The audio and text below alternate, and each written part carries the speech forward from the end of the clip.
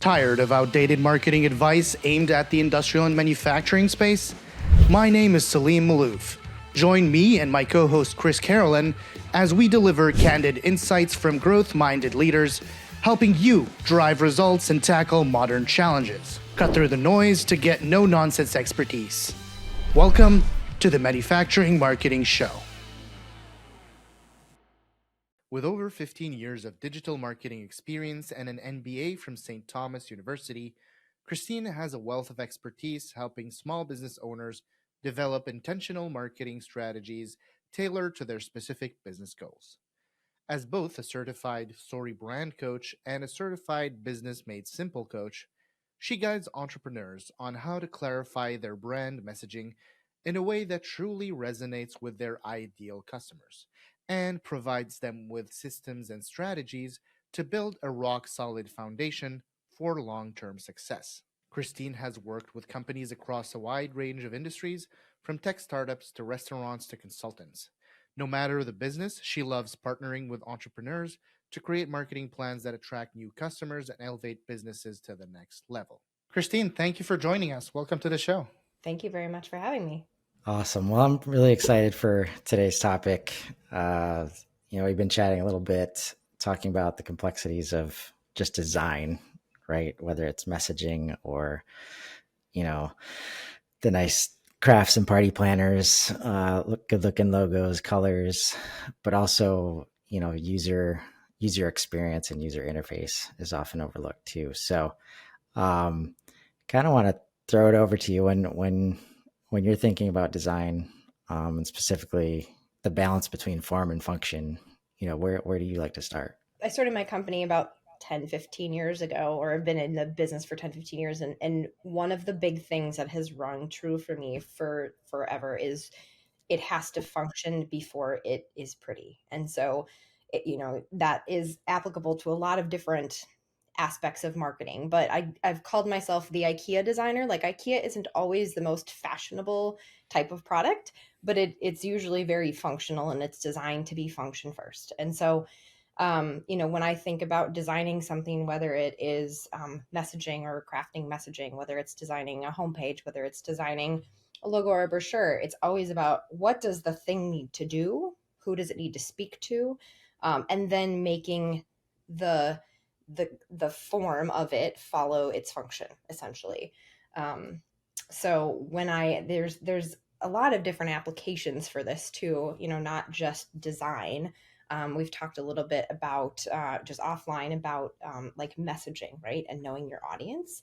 And so there's a lot of different applications for form follows function. This is a conversation that's ongoing with me and Chris. We're both form over function. We're both function over form guys, but to differing degrees, and that overlap is where a lot of our conversations go. So it would be interesting if you can elaborate more on like some of the details about when does function stop, and when do we feel like, okay, we're ready to move on to aesthetics, if you will. Yeah. So I think it really is audience dependent, right? And there's when you think about who you're speaking to, it can either be like a group of people or like an individual person or an individual kind of persona. I think there are people who, even when you have clients, like sometimes I'm like, this person is not going to understand it unless I make it pretty, right? Then there are those people who are like, I don't really care what it looks like. I just need to understand it. And so it really depends on like who you're presenting to, what the what the audience expects, kind of what form it's in, like what, is this a final product? Is this a prototype? Is this, is this just a wireframe? Those kinds of things. And so the function plus the audience is going to define the level at which the form comes in, if that makes sense. It's interesting that you mentioned audience. A lot of the times the work we do never sees the light of day because it doesn't clear the first audience, which is the internal stakeholders. I've had so many instances where I've had this whole functional prototype that I wanted feedback on functionality, but there's some little aspect of the aesthetics that is missing, and then it catches the eye of a stakeholder that's usually too busy, has a full day of meetings, and finds an opportunity to dismiss the whole presentation with this one little aesthetic problem, and says like, "Go fix that. We'll come back. We'll talk about this next week," or something like that. Have you seen this situation, and if so, how do you usually, circumvent and work through that challenge? Yeah, so I have seen this a lot. I feel like it's I feel like I've seen it more with founders or with people who have or a little bit higher up the chain, right? Because they're very, and it if they expect something and then it doesn't quite match with what they're expecting, they're very quick to dismiss it for a variety of reasons. And so this is kind of where knowing, are you knowing what they're expecting and kind of being able to preemptively identify, like what does this person need for us to move forward?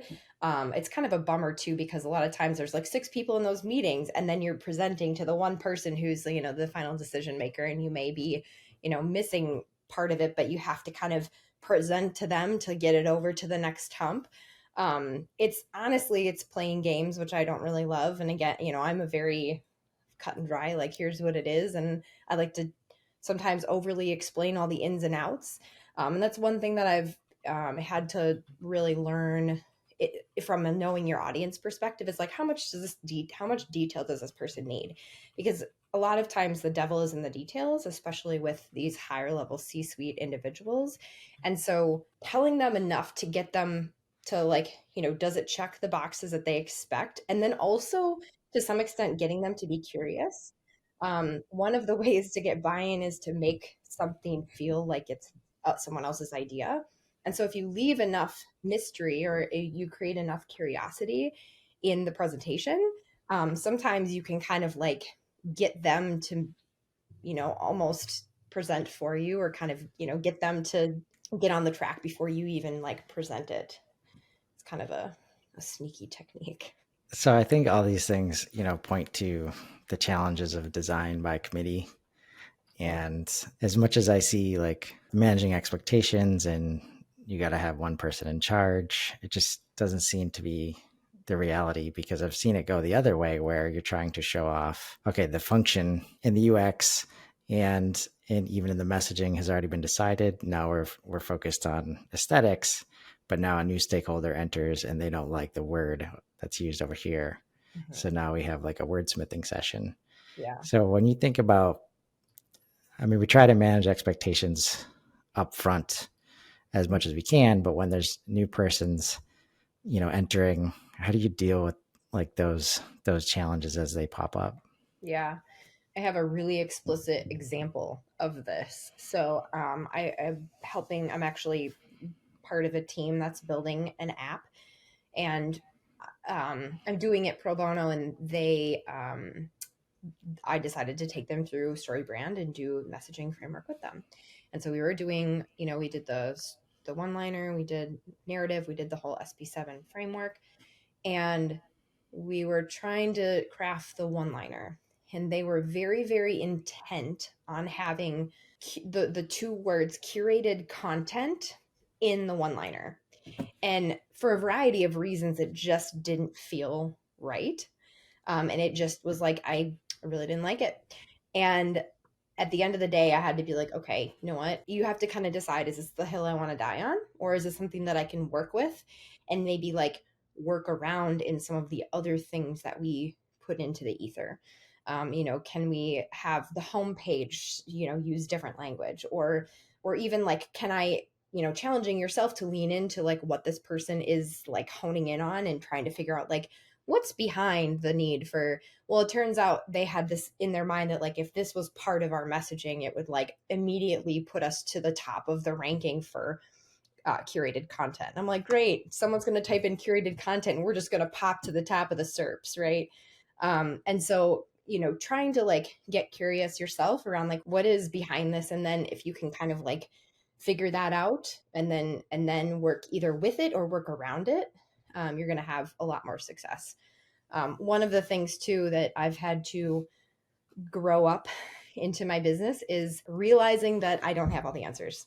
And I think as like humans and as business owners and the more we know, the less, or the more we think we know, the less we know, kind of that, and sometimes you just have to be like, okay, I may not be the authority on this, or I may not have the right answer, and really giving the other person's perspective some time and be like, if this were true, what would that mean? And then if it truly is like, this is just harebrained and this person has, they're just on one, then either working with it or working around it, in some other way, downplaying it or having a sidebar, or some other Yeah. way. No, I think there's usually always space for some empathy and getting good at asking the right questions to kind of dig into why and where the challenge is coming from. But even more to your opening point, the having the goal up front, is just so crucial in these situations, so that we can all point back to, like, this is what we agreed to that we're doing. If we need to change that, that's fine. Just know that we're changing that. Like, if we can't do this thing. So I love the empathy angle, because there's always, and once you get there, hopefully there's some space for education, as you're having the conversations too. Isn't always, depending on the position you're in.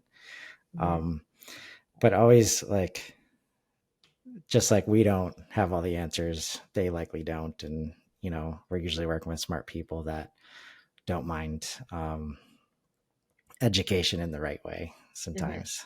I haven't seen this advice in practice, but what I would even tell a business owner today is, talk to the market, do customer interviews, try to use the language that they use. Yes. I've only seen that work for positive language. There's just a lot of risk perceived in using any kind of negative language.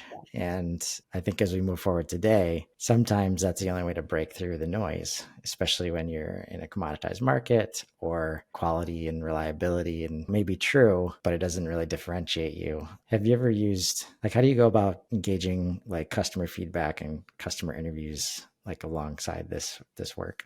Especially since those terminologies are like crucial and central and a daily occurrence for these users.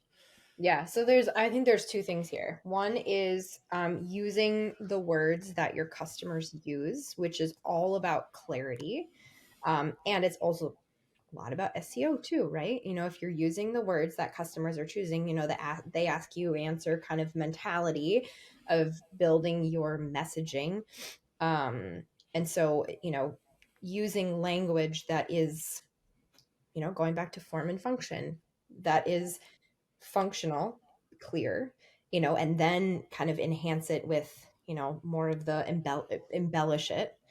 Then, to your point about how do you find that language, and from a review standpoint, I mean, there is actually a process that you can go about to like mine reviews on Amazon. So if you find, and Amazon has like everything. I mean, there are so many ways that you can use Amazon, for product and service research. And so looking at Amazon customer reviews and digging through it, there's a tool, and I can dig it up, and like a tool and a process that you can actually go through and like mine the reviews and find the keywords to it. And so that's a really cool way to kind of gauge the market, because most people have access to, and it's a very good way to get some customer research. But where I find a disconnect a lot, and this, I've found this to be true a lot in e-commerce, but also just in, in messaging in general, is the way that a business talks about their products and services is not the way the customer is shopping for those products and services. So there were quite a number of e-commerce websites that I worked on when I worked for an agency, and we would constantly have to coach our clients, like the commerce sellers, on like, you may think that this product catalog makes sense to you, but that's not how customers are shopping it. And you're actually at an advantage if you don't have insider knowledge. Like, I enjoy working with industries that I don't know a lot about, because I bring to them the clarity of like, that doesn't make sense to me as a consumer. And maybe I'm not the ideal audience, but I can look at a product catalog, or I can read a product description or a service description and know immediately, is this going to land with the consumer, even if they are the ideal client? If it's got, insider language, or if it is very clear that they're trying to avoid saying something negative, right, about it. If it's very clear that they're trying to embellish it before they try and explain it. Those are things that are going to make it really challenging for people to ultimately buy from you. And, to your point of like, one of the ways that I have found to stand out in the market is just to be quippy and just like, quick and short. I've done a couple of like magazine publications, and one of them was for a hockey magazine. And we designed it, like we had like a half page spread, and I was like, how are we going to stand out in this magazine? And I think what we ended up landing on was like half page. It was all black, and there was like one word on it. And it was a few years ago, and or 2 words or something like that, like, hockey camp or something like that. Instead of, it had like, it was like a black ice, with like ice skates, or it was like hockey camp or something like that. And it was like so clear, like exactly what the call to action was, exactly what, there wasn't like best hockey camp, in the Twin Cities metro area or whatever. It was just like, by us, right? And so I think like too, there's a lot of times where the marketing department feels like they're not pulling their weight if they don't present this like beautiful, embellished, fluffy, gorgeous, well described product description or process description or whatever. And at the end of the day, like, it works, or like, just the more clear and simple that you can be, often is going to give you the edge. Oh, you hit a couple nerves there. I know for me, like, people know that I like to explain some stuff from time to time, and I use a lot of words to do it. But even I get frustrated at how well a LinkedIn post that's like 1 sentence long works, just because it's easy to consume and it gets to the point generally. One interesting point you mentioned is talking about how the customers think about it, and you not coming from the space, not having the curse of knowledge. Mm-hmm. And there's a lot of situations where you have to manage a stakeholder that believes they understand the market better than the consumers do. And that's where there's a clash of ideology, because there's a school that says we know better than the customer, and there's a school that says you need to listen to what the customer is asking for and give it to them. There's definitely a middle ground there, but like I would be interested in seeing how you navigate that. Again, this comes down to knowing your audience. Again, there are times to be technical, and there are times to be aspirational, if you will, and there are times to be like really, really clear and very like, buy this, it works. It's going to, however clear, clarity is about cutting as many words out as you can and still retaining the essence of what you're trying to convey. The balance of letting the expert, or the subject matter expert, drive the messaging train versus the, person who's helping, the messaging, or the marketer, or, in my role. The way that I engage with my clients is I spend an hour with them, and I learn about their business. I ask them 56,000 questions about their business. It's my job to do a good job of understanding enough about their business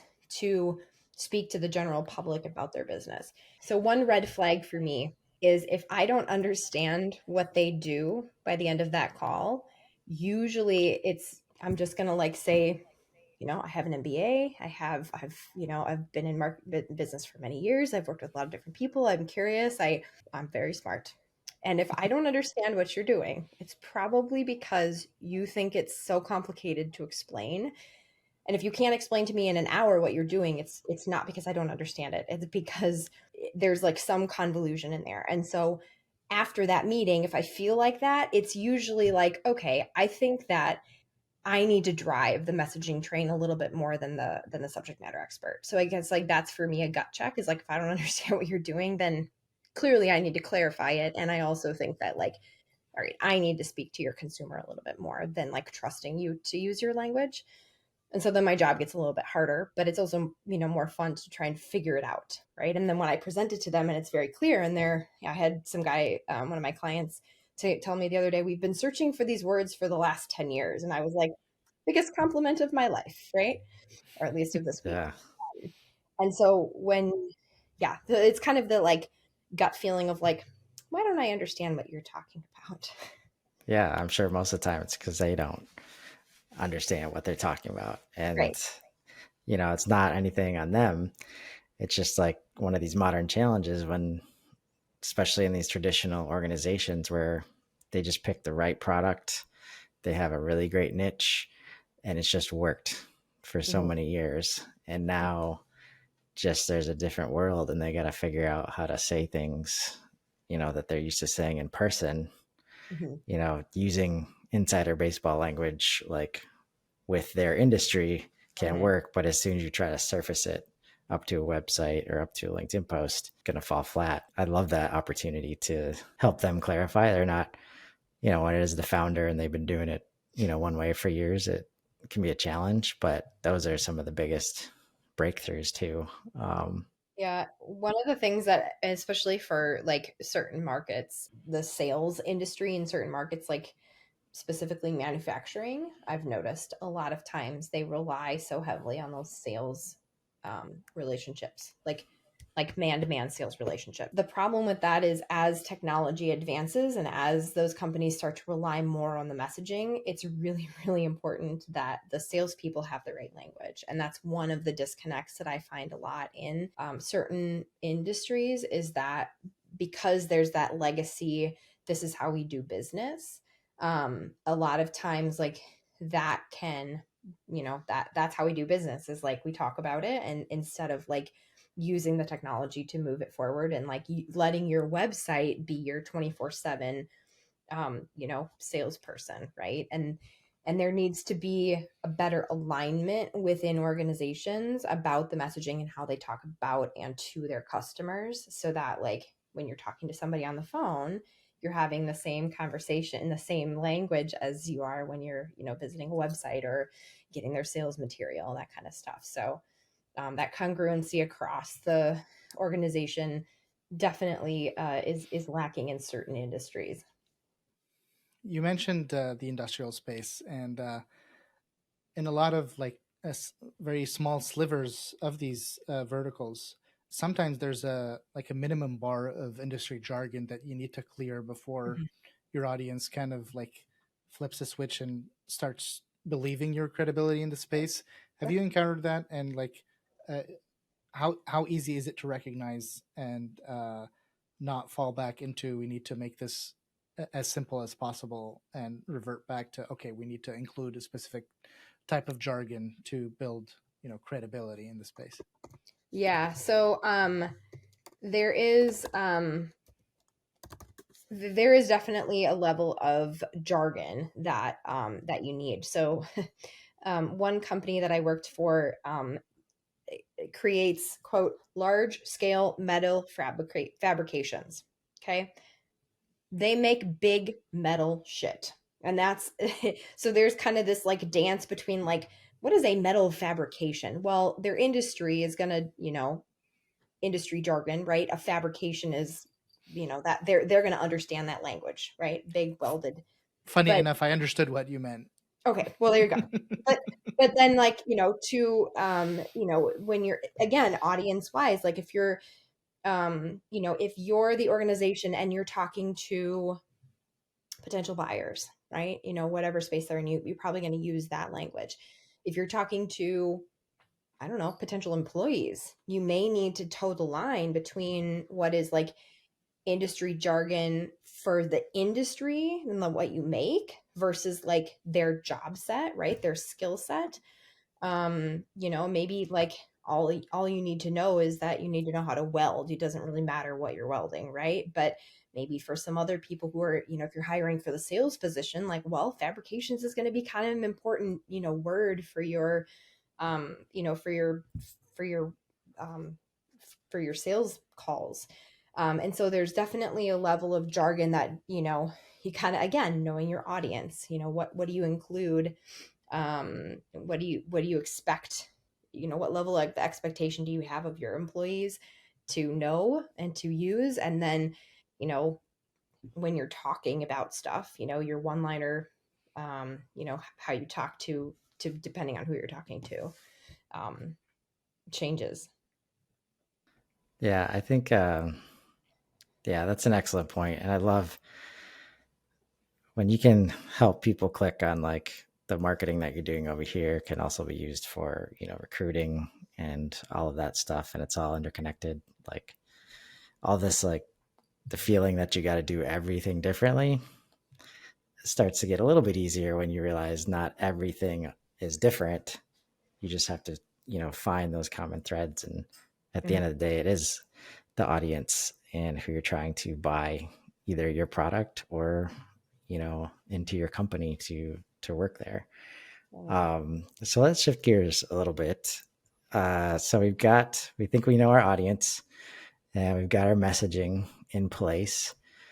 What are some of the do's and don'ts of how we put that messaging on our website?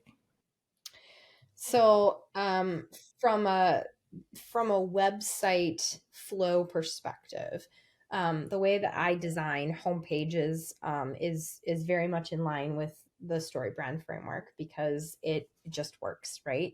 Everyone is used to the hero's journey. They're used to how story flows. And so when you, if you've got your audience and you've got your messaging, you're probably, you probably aware that talking less about yourself and more about solving your customer's problem is going to be the best way to get someone to flow through your website, flow through your homepage, and like click into where you want them to go. One of the biggest, easiest, most lucrative changes a company can make on their website is getting clear about exactly what you want your customer to do or your viewer to do. And so one of the biggest do's for a website is have a very clear call to action button. Whether that is request a quote, whether it's buy now, whether it's, visit us, right? Come on in. Whether it's apply now, sometimes the call to action is for an application and messaging, your that may be the thing that you want, that's what your website is for. The biggest thing, before you even get into the words of the website is to like make sure that it's really clear in your mind and in the minds of and in your consumer mind, what, when they come to your website, like, do you give them a way to do the thing that is going to solve their problem, right? And so that's like kind of the biggest thing. I would say that is like the biggest function, right? Is you want your website to convert and whatever that conversion is. Now, where I see things kind of fall off the rails is when you've got messaging that doesn't align with your company goals, or your company goals are not well defined. So I work with an organization right now who has they have pretty clear, what they want their customer, what they want to convert, but there's like a couple of things they want to do.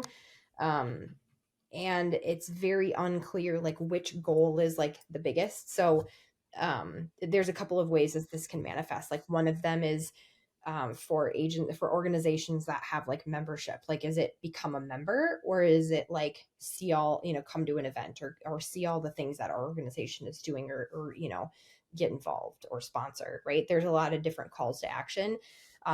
With manufacturing spaces, there's a lot of call right now to apply, right? And so the duality of audiences does get in the way sometimes of messaging. So you kind of have to define what is your company goal. Like, we want people to request a quote more so than we want anybody to do anything else. So just get really clear about what your company goals are and make sure your messaging aligns with that company goal. So clear call to action that aligns with a company goal, preferably a measurable one, because it's always nice to, take baselines and then 6 months from now, hey, look at how well our website's doing. And then there's the thing called the grunt test, which is what the homepage of the top part of your website needs to pass the grunt test. And the grunt test is, who are you for? How does it make your life better? And how do I get it? Or what do you do? How does it make my life better? And how do I get it? So what do you do? We sell widgets. Why does it make my life better? Because you're going to, grow wings and fly. And how do I get it? Well, you click here to buy now. Flying is, yeah. So Can I get one of those? yeah, right. Yeah. Apparently I want to grow wings and fly out of here. It's not too cold today, but it's kind of chilly. So that's kind of the homepage needs to, and once you, if your customer aligns with those three things, are like, oh, yep, I need that to solve my problem. Oh, and here it is. Here's how I get it. Then you're gonna hook them, and then they're gonna engage, and they're gonna want to learn more. So you've piqued their curiosity, and they're gonna want to scroll, and hopefully they're gonna want to click the button to do the thing that you want them to do. So Yeah. No, I think I remember when the grunt test was first introduced to me, and just with the scientific background, the explanation of our brains have evolved to try and save calories at all costs. And if your messaging requires me to feel like it's work, I'm leaving immediately, no matter how much of a fit it is. So on the counterpoint of that, and maybe this is just because I'm a marketer too, but there's nothing better than looking at a homepage that just resonates immediately, right? mm-hmm. All the imaging, all the messaging, just they understand the problem that I've come there to try and solve. And Yeah. it's really a powerful thing that sticks with you. And the biggest pitfall for companies is wanting to highlight their accolades and what they do and why it's amazing for themselves. So talking too much about themselves. And it's even for the most humble companies, it's what they fall into all the time. And is talking about themselves. And how are we going to sell anything if we don't tell people how great we are? Well, nobody cares about how great you are. They want to know how great you are and why that's going to make them great, right? And so trying to sell that, and that really should be part of when you do messaging, instilling that and getting buy-in for that in the messaging part of it is going to make your application to whatever marketing you do a whole lot easier. It's interesting you mention them talking about their accolades. I understand that a lot of times you want to establish trust, you want to establish that the company has a long-standing pedigree, and a lot of times you see form become that function of establishing trust, especially when a lot of people have prejudices like me. When a website doesn't pass the form sniff test, if there's a a lower bar that if a website doesn't cross or an application doesn't cross, I generally tend to not dig too deep. There are some baseless assumptions like this company's too small or not resourced enough or whatever. They're not presenting a minimum level of aesthetic polish. Mm-hmm. How do you feel about that? Do you ever try to navigate it? And what are some key advice? Especially, this has been a conversation with me and Chris as we're building our media arm of the organization, and we're building our podcast pages. And there's been this back and forth of no, it needs to be a clear description of what the podcast is and why they should be a guest. And I've been working on making sure that the page looks aesthetically like we're well established, like we know what we're doing, Mm-hmm. eye catchy. Yes, I want to be a part of this high production, Mm-hmm. but we're two guys doing a podcast, so Right. So I'm going to use the manufacturing industry as an example again here. So a lot of the clients who come to me in that space are coming to me with a website that was built in HTML in like 94, right? And like it still says like copyright 1994. And you're like, this is going to be great. There's literally nothing that we can do wrong because anything is going to be better than what you have, right? So if I'm a consumer coming to that website, I'm probably going to be like, oh yeah, it's just another manufacturing website, whatever. There is, however, a balance of because, manufacturing companies are kind of in that, technical industry, it's more and more people are upgrading their websites, but there is sometimes a degradation of trust that comes when your website is like shiny and bright, right? And because you're doing more of the like marketing dance on your website, sometimes it can present in a way or it can feel like you're losing that like technical aspect of it.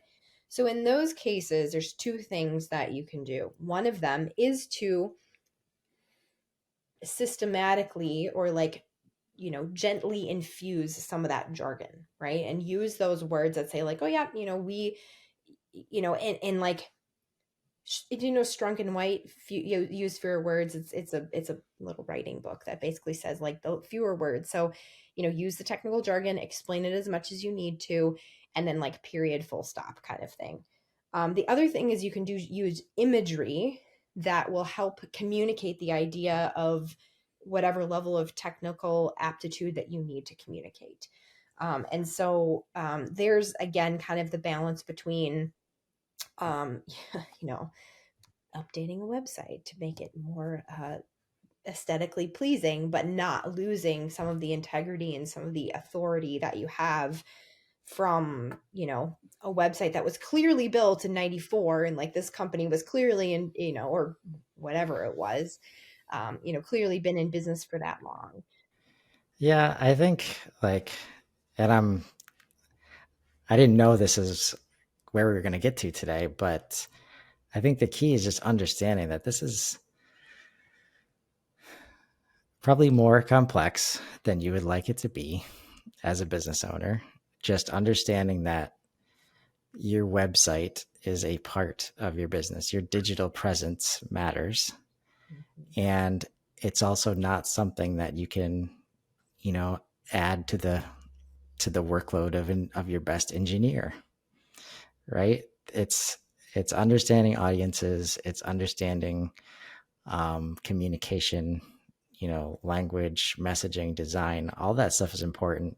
Mm-hmm. And so if you come to an organization, let's say they've never had a full-time marketer, and they want to start getting serious about this. Obviously, you're only one person. Like, what kind of advice do you give them as far as, maybe countering the concerns of boiling the ocean, or, how am I going to, take this seriously moving forward? So, one of the big things that I promote in my work is intentionality. So, you don't need to boil the whole ocean. But if you're saying, like, I need this water so that I can heat my dinner up, right? So, you're going to heat this bucket of water intentionally to do something with it, right? And so when you have intentional, when you go about marketing in an intentional way, it doesn't matter how much you do or how little you do. It just matters that whatever you're doing for a specific reason. And so somebody who either, they don't necessarily have to be a marketer. They could be, someone in a business coach or someone to help you think through what are your biggest opportunities and start with those first, right? Like there's, and I don't know this well enough, but there's the frog analogy, like one, eat the frog one bite at a time, or something about eating a frog. Anyways, eat the elephant one bite at a time. And figuring out what's going to be, sometimes it's what's going to be the most effective use of your marketing dollars. Sometimes it's going to be for a specific initiative because it's like time based and you need to like hire for something. Maybe that, maybe it's a hiring event. Maybe it's a a specific contract, that you're trying to gun for. But doing things with intentionality is always going to get you better results than doing all the things in like a random acts of marketing sort of approach. Right. And so a lot of times I work with manufacturers who are small, small businesses, small manufacturing companies, small. They can't boil the ocean, right? They have to figure out what is going to be most impactful for them in their business that aligns with the goals that they have set for themselves. And so there's the intentionality of that. And then I also talk about like the fight between strategy and execution in a lot of these companies. They're like, the reason that they're unintentional is because they have this execution mindset as they have to execute. We don't have money for strategy, right? But execution without strategy is random acts of marketing. And it's, unintentional marketing is a waste of marketing dollars. But strategy without execution is, a sitting duck, right? You're, a fish in a bag. You're never going to get anywhere with it. So intentionality has to be the combination of strategic execution in order for it to be lucrative. Yeah, I think that's very well said, and a great place to wrap today. Thank you so much for being here. Thank you for having me again. Christine, where can people find you? I can be found at junebirdcreative.com and some social media sites as a arm off of that website. Thank you again, Christine, for being on the show, and for everyone listening. See you in the next one. Thank you. Thanks, Christine.